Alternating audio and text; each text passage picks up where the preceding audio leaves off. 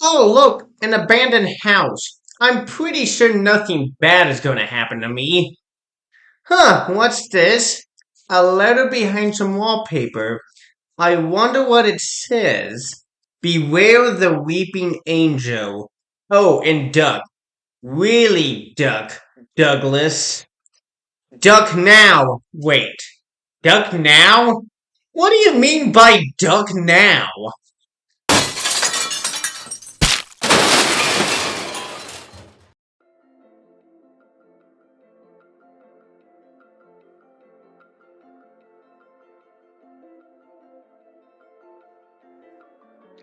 Hello, everyone.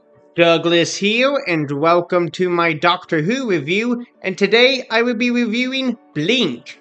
This story is the second story to be a Dr. Light story. This story is the third story to be written by Steven Moffat, and this story is the debut for my favorite new Who monsters, the Weeping Angels. This story was based off the Ninth Doctor short story, What I Did on My Christmas Holidays by Sally Sparrow, which is also written by Steven Moffat, making it the second story to be adapted for TV.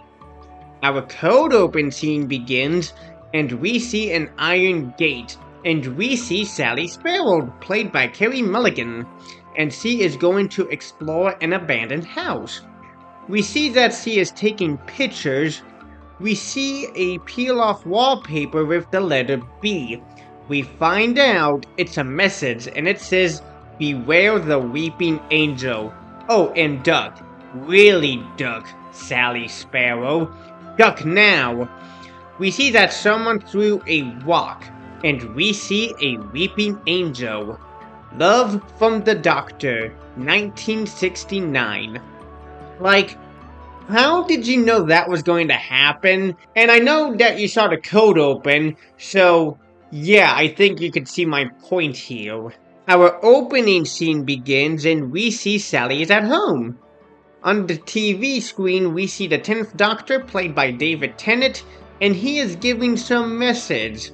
We do see a screen with the Doctor and Martha, played by Freema Agyeman, and there are a lot of screens with the Doctor. We are introduced to Kathy Nightingale, played by Lucy Gaskell, and she gets a call from Sally. We do see Sally is asking about the screens in the room, and we find out Kathy's brother Larry is the one who owns the screens, and we do see him played by Finley Robertson. We see Sally is taking Kathy to the abandoned house. I love Cassie's line when she says, "Sparrow and Nightingale." We see Sally sees the weeping angel, and we find out it moved. We see her wondering why her name is written here. We hear a doorbell ring, and Kathy thinks it's a burglar. And Sally gets the right idea, a burglar who rings the doorbell? Who does that? We see Sally answering the door, and Kathy is hiding. We do see a man, and he is looking for Sally. We find out he was to bring this letter on this date at this exact time. We see Kathy is taking a look, and she sees nothing, and then she turns her back. And we see the weeping angel moved its hands. And you might be wondering, how did it do that? We see the weeping angel is watching Kathy.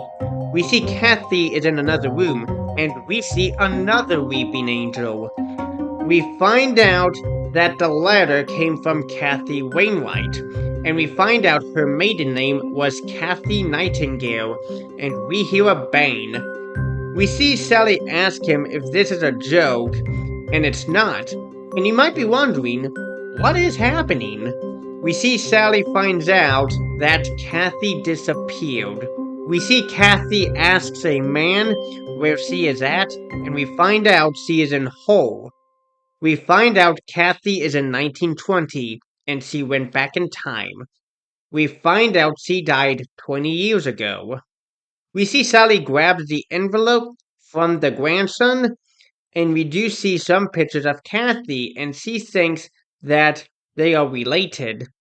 We see Kathy wrote a letter to Sally, and it says, My dearest Sally Sparrow, if my grandson has done as he promises he will, then as you read these words, it has been minutes since we last spoke. For you, for me, it has been over 60 years. The third of the photographs is of my children. The youngest is Sally. I named her after you, of course. We see Sally is looking at the family photos and she thinks this is sick. We see her go upstairs and Kathy is nowhere to be found. We do see more weeping angels and one of them has the TARDIS key. One of the greatest scenes is when Sally has her back to the two weeping angels behind her, and we see them move their hands, and they see Sally takes the TARDIS key, and after she got the key, they cover their eyes. We hear the door close, and she almost got touched by the angel. We see Sally walks away, and we see the angels are watching her. We see Sally is reading more of Kathy's letter, and it says, I suppose unless I live to a really exceptional old age, I will be long gone as you read this. Don't feel sorry for me. I have led a good and full life. I loved a good man and been well loved in return. We find out Kathy got married to a guy named Ben. We see Sally is visiting Kathy's grave and a weeping angel is there. We find out that Kathy made up her age and on her tombstone it said she was born in 1902. I love Sally's line when she says, You told him you were 18, you lying cow. We see Sally is at Larry's DVD shop. We see the doctor and Martha on the TV screen, and we see Larry pauses the video of the doctor. We see Sally is telling Larry that Kathy is going away for a bit, and she loves him. Larry thinks that this is a joke, and Sally tells him it's not. We see the video of the doctor unpaused itself. We see Sally asks who the doctor is. We find out from Larry that he is on 17 different DVDs. One of the best scenes is we see Sally is talking to the doctor on DVD, and it's like the doctor can hear her. And we find out he can hear her. We see Larry got Sally the 17 DVDs. We hear the cashier is yelling at the TV to go to the police, and that's what Sally does.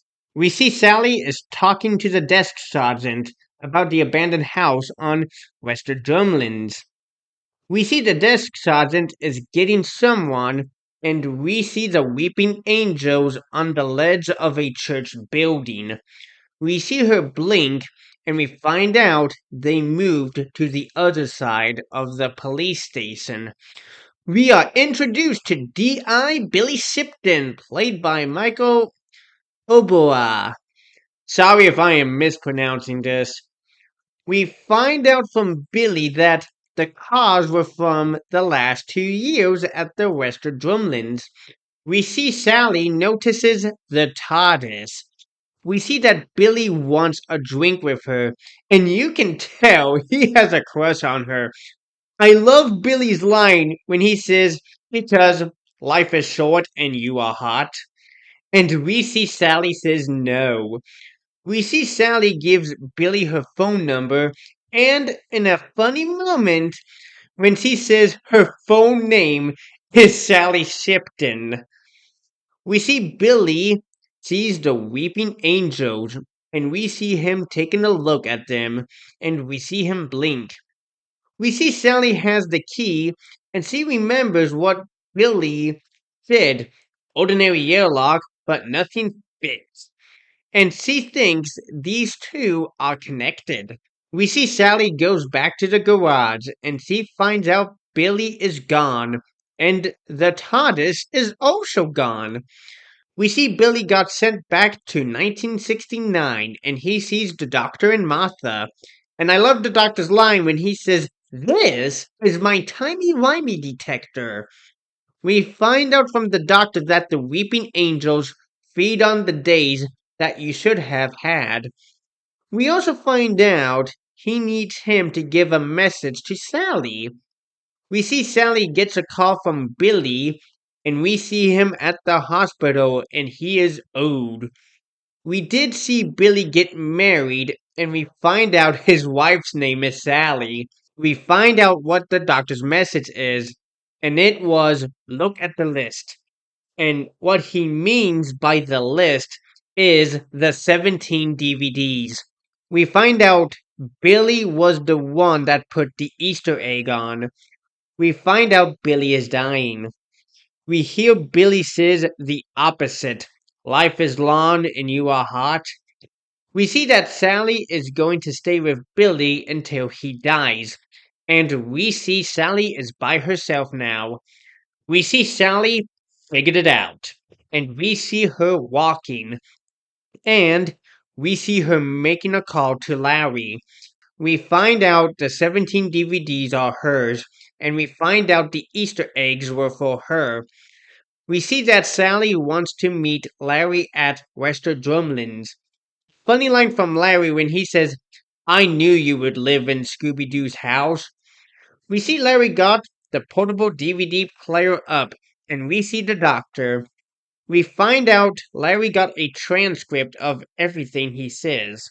We see Larry and the doctor say together, are you gonna read out the whole thing? We see the doctor and Sally are talking.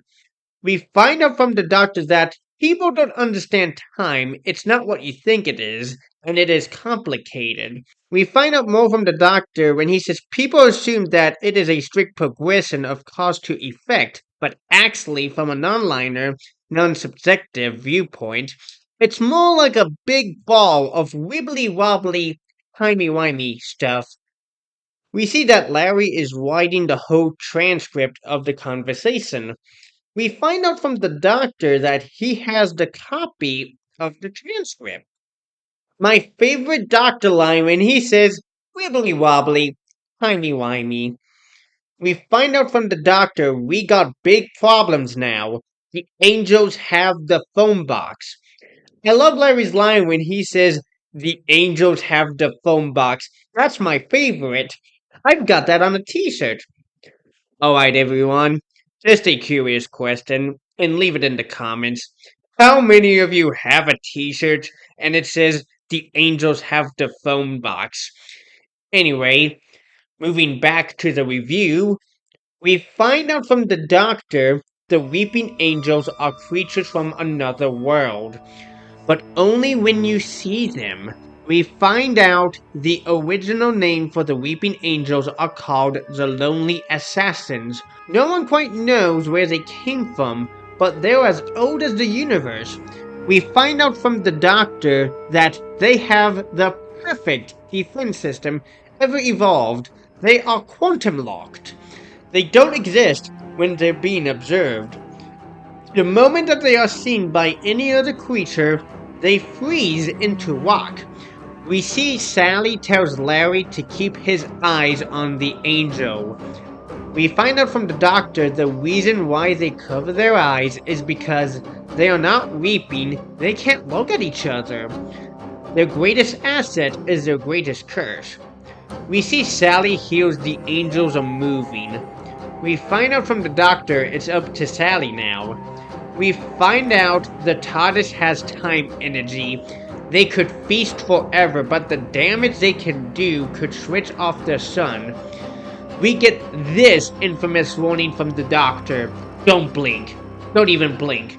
Blink and you are dead. They are fast. Faster you can believe. Don't turn your back. Look away and don't blink. Good luck. We see the message ends. We see Sally is trying to get him back. And we see Larry is going to try and rewind him. And we notice that he is not looking at the angel. And what happens when you look away? This happens. We see the weeping angel is coming after them. Sally remembers that there were 3 more. We find out the angels locked them in because Sally has the TARDIS key. We see Larry tell Sally to give them the key. There was one scene I remember as a kid, and I literally took a scream. The scene was when Larry is looking away for a sec, and the angel is close to his face. We see Larry can't do it for long. We see Sally discovers the basement, and Sally and Larry go down, and the TARDIS is down there surrounded by angels. We see the angel from the upstairs follow them, and a good line from Larry when he says, "Why is it pointing at the light?" And we find out it's turning out the lights, and every angel is after them. We see Sally and Larry made it into the TARDIS. We see a hologram of the Doctor, and we find out this is Security Protocol 712. We find out the TARDIS has detected the control disk. We see the angels are trying to get in the TARDIS. We see Larry inserts the disk, and the TARDIS takes off, and we see them leave Sally and Larry behind. We see Sally and Larry are surrounded by the angels.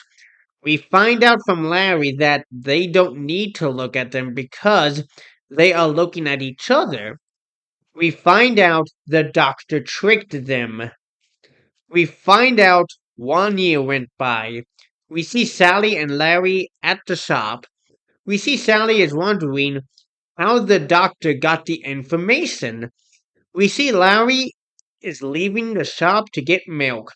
We see a taxi, and we see the doctor and Martha. We see Sally goes to the doctor. We find out this is the first time the doctor meets Sally, and it is still in his future. We find out the doctor got the information from Sally. Sally tells the doctor that he is going to get stuck in 1969. We do find out that Sally and Larry are in a relationship now, and the shop is renamed Sparrow and Nightingale. And the story ends with the doctor's warning, and we see shots of statues that any statue could be a weeping angel. I will say, Link is a classic, and this is how you do a Dr. Light story. I really do like Carey Mulligan as Sally Sparrow, and she is really good. And I wish she could have been a companion in the Matt Smith era, but her career reached Hollywood. I do like Finley Robertson as Larry, and he is great in this story. And there was a sequel to Blink in the form of a video game called The Lonely Assassins, and we do get to see what happened to Larry after Blink. I do like the Weeping Angels, and I made no secret that they are my favorite monsters in the new series. These monsters are interesting because we don't hear them talk or monologuing. I do like the Blink Suite by Maury Gold, and that was amazing. I did like the direction by Hetti MacDonald, and her shots are amazing.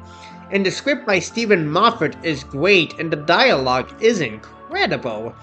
And this was the story that got him the job as showrunner. I will give Blink a 10 out of 10.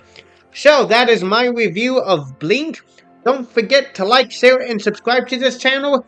And I will see you next time for my review of the 3-part Series 3 finale, Utopia, The Sound of Drums, and Last of the Time Lords. And I'll see you all next time.